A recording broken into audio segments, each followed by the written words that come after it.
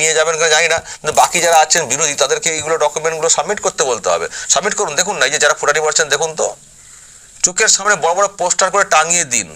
অনেক তো ফুটানি হচ্ছিল, কি এসছে মিডিয়া রিপোর্ট, কি সামনে উঠে এসছে?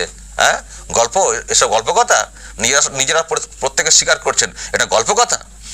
দর্শক, আমার মনে হয় এই ভিডিও অনেক বেশি করে শেয়ার করা উচিত, মানুষকে দেখানো উচিত, এবং তৃণমূল কংগ্রেসের এই যে কারচুপি, অযোগ্যদেরকে সারা জীবন ওই চাকরিতে অযোগ্যদেরকে বাঁচানোর চেষ্টা, এখানেও অযোগ্য যারা ভোটার তাদেরকেও তালিকাভুক্ত একটা করার, অবৈধ ভোটার যারা কার্যত তাদেরকে তালিকাভুক্ত করার একটা চেষ্টা হচ্ছে। ফলে তৃণমূল কংগ্রেসের এই যে বিষয়টা, এটা আরও খোলাসা করে দেওয়া উচিত যে এই সরকার থাকলে এই বাংলার বাংলা থাকবে না, আরও একটা বাংলাদেশ হয়ে যাবে। কারণ ওপার থেকে আসা লোকজনদেরকে নিশ্চিন্তে রাখার জন্য সুবন্দোবস্ত করার চেষ্টা করে এই সরকারটা। ফলে একে হটাও, বাংলাকে বাঁচাও।